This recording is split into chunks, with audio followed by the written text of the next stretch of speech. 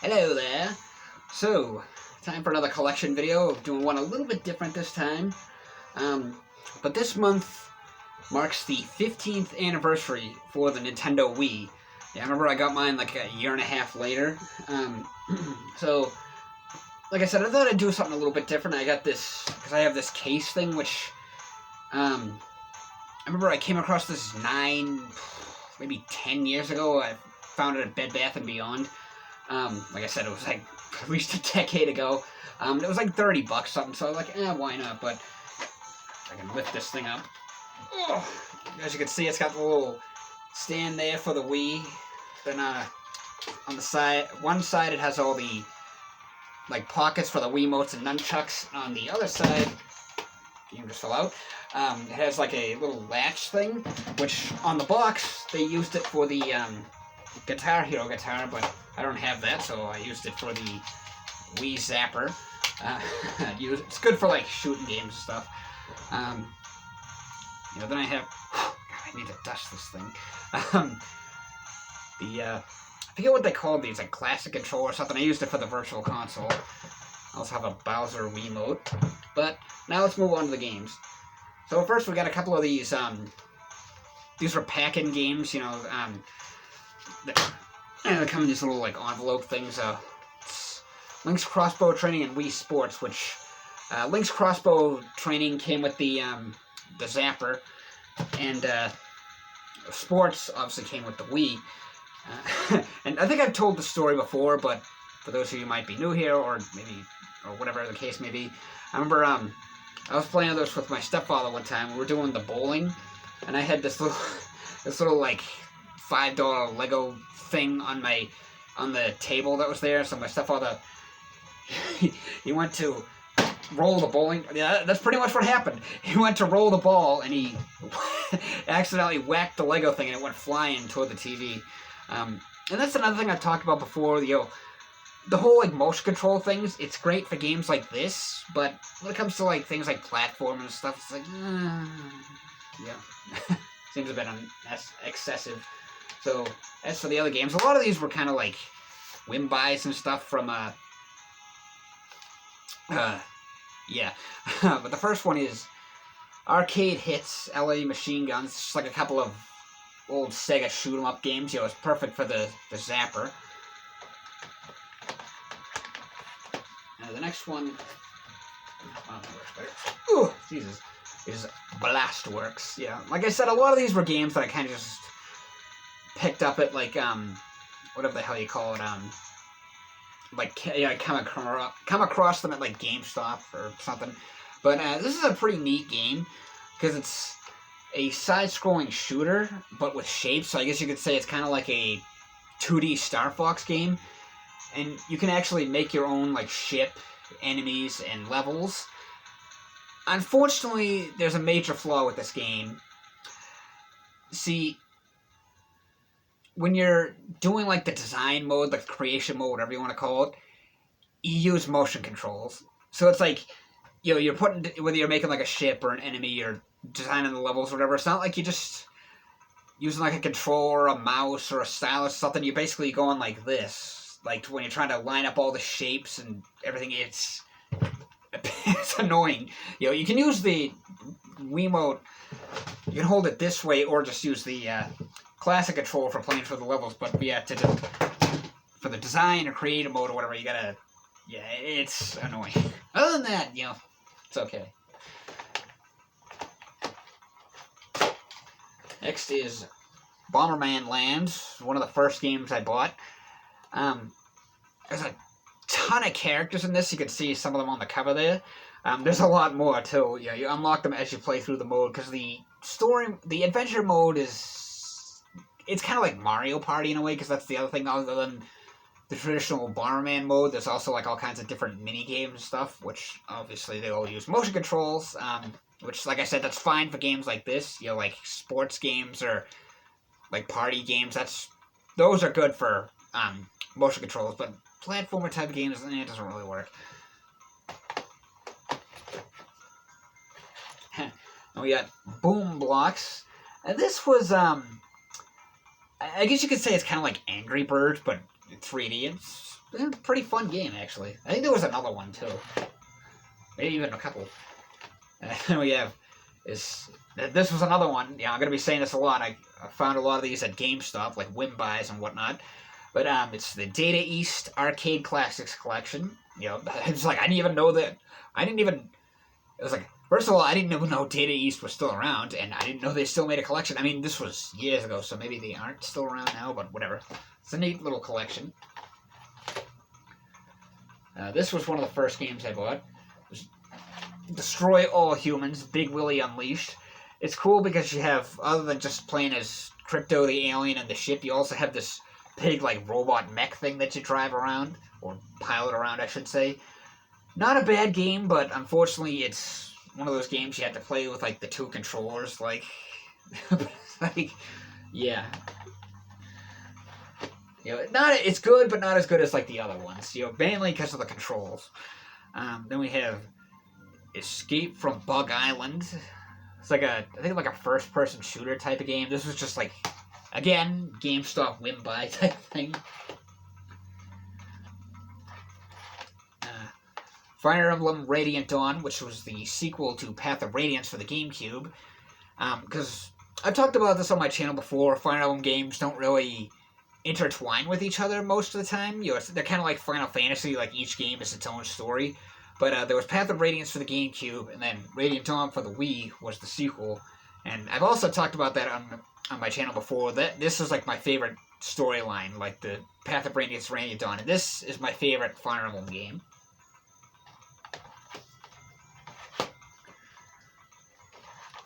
We got GoldenEye 007. You know, this was that remake of the classic N64 game.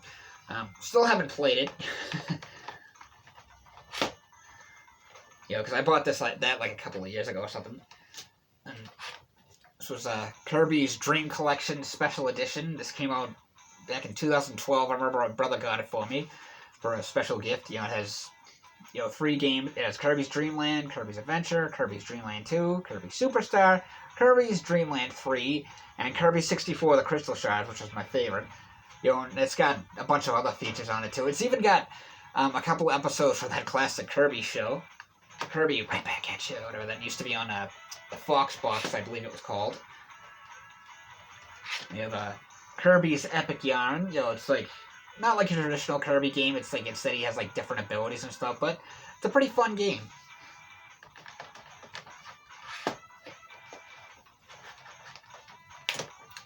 Mario Party 8, which again, like I said, you know, it's perfect for the motion control type of game. There's tons of characters in it.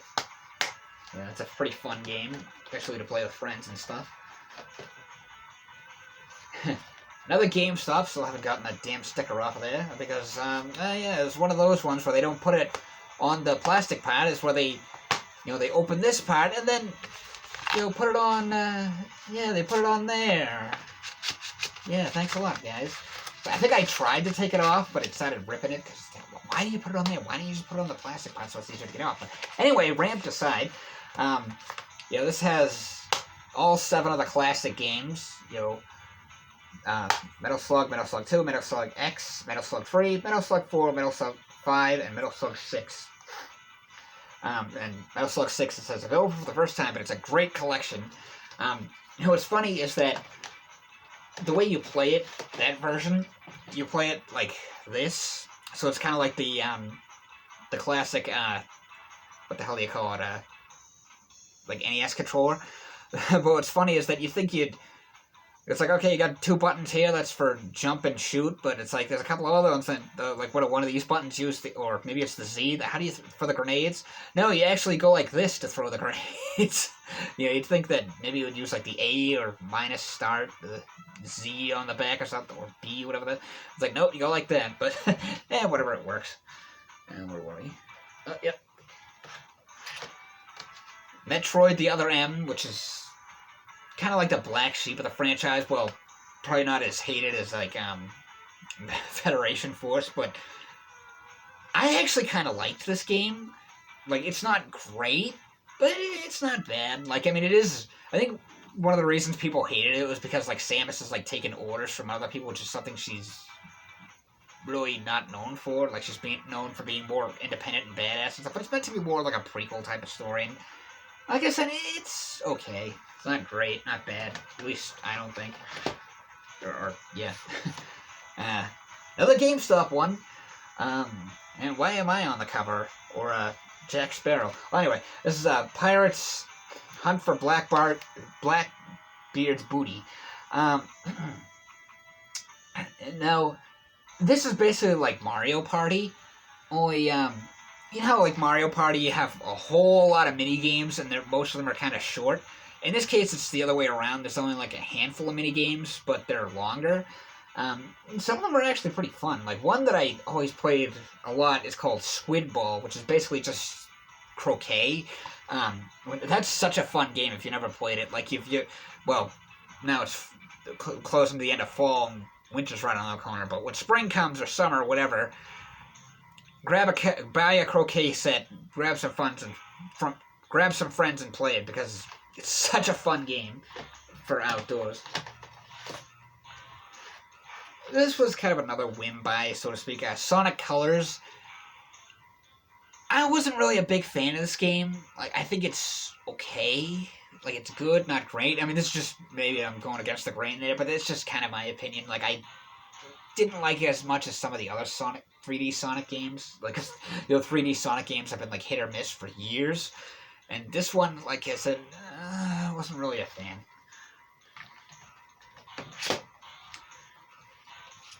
And, we have Spyborgs, which, okay, this is the last one. GameStop whim buy. Very good game. It's like a futuristic beat-em-up where you play as, like, these cyborgs and stuff. You can actually see all three of them on the cover there. There's the guy with, like, a robot Gatling gun arm. There's, like, this ninja girl, and then this, like, big robot. Very good game, but unfortunately it's one of those games where you have to play it like this, like the Wiimote with the nunchuck and everything, but it's actually not bad. It works pretty well for this game, and the music in this is awesome. It's like, very underrated. Like, I think I actually mentioned that in my underrated countdown gaming music video I did a while back. We have Super Paper Mario. This is when they started to drift away from the RPG elements. Like, the first two games were RPG. This one was more of like a action platformer with RPG elements. But it's still a very good game. Like, the story is great. There's some really cool original characters. The music's good. You can play as Mario, Peach, Bowser, and Luigi, and like actually switch between them and stuff. Then after this, they kind of started going crazy with the paper gimmicks, like, the Sticker Star, and then Color Splash, Origami King, which, that one was good. Origami King is a very good game, but, and like I said, this is a good game, but I still kind of would love to see a return to the original formula, back to the first two Paper Mario games. And the last one, Super Smash Bros. Brawl. The first game I bought and part of the system, like I said, I think this is part of the reason I bought the system in the first place. But yeah, this was, this is kind of like a black sheep of the franchise, I feel like, because it was like, this was a game that was like, the creator of the series, Sakurai, he felt that Melee was like too difficult and competitive, and then he felt like this one was too casual, like, or something. Like, he tried to make it easier and stuff, but he was like, I think he got a little too carried away. Still a great game, though. Like, the Subspace Emissary is probably my favorite part of the game. Like, I absolutely love the Subspace Emissary. And actually, one more that I want to it's not physical, it's digital. I remember there was two games. There was a Contra game and a Castlevania game that were exclusive to the Wii Shop channel. Like, it was like, you couldn't, obviously you couldn't buy them physically, you could only download them digitally onto your Wii from the shop channel, and obviously because the Wii Shop channel has, like, went away years ago, you can't get these games anymore, but that's where emulators come into play. Like, I'm sure you can find these games on ROM sites. But it was a Castlevania game and a Contra game. I never played the Castlevania one, but the Contra one I have still on my Wii. It's called Contra Rebirth. it's pretty much like Contra 3 for the Super Nintendo, but like obviously the graphics are a little bit more detailed, I guess you could say. And you can play as Bill Riser or what the heck? I've drawn a blank on his name. The guy from Contra Neo, I think it was, for the the PS2. There was Shatter Soldier, and then the other one, I think it was Neo. The guy with like the dreadlocks. Like I said, I'm drawing a blank on his name. There's two other characters that you can unlock. There's a lizard alien guy that you unlock by beating it on normal, and a robot girl that you unlock by beating it on easy. And you think that if you just beat it on normal, you'd automatically unlock them both, but nope. Gotta beat it on normal and on easy, like precisely that way. You can't just beat it on normal and you unlock both. It's like, no, you gotta beat one and then the other. Yeah. One level that's, I think, probably my favorite, I think it's the second one, is, there's like this, at the beginning of the stage, there's this robot who, like, he picks up this little kid, like, you know, like King Kong type of thing, ha ha ha, or whatever. And then, Bill or the lizard guy or whoever you're playing as, like, jump kicks the robot's head off and he releases the kid and the robot flees. And then as you're progressing through the level, the robot comes back a couple of times as, like, a sub-boss. And then he comes back at the end as a stage boss. And after you beat him, his head flies back down and destroys him. But yeah, like I said, if you like Contra, especially Contra 3 or like those classic ones, definitely worth checking out. Like I said, I'm sure you could probably find it on ROM sites because unfortunately you can't get it on here anymore.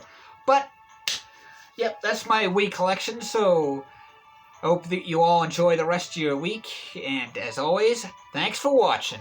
If you haven't already, feel free to subscribe. If not, whatever. But like I said, again, once for more, thanks for watching.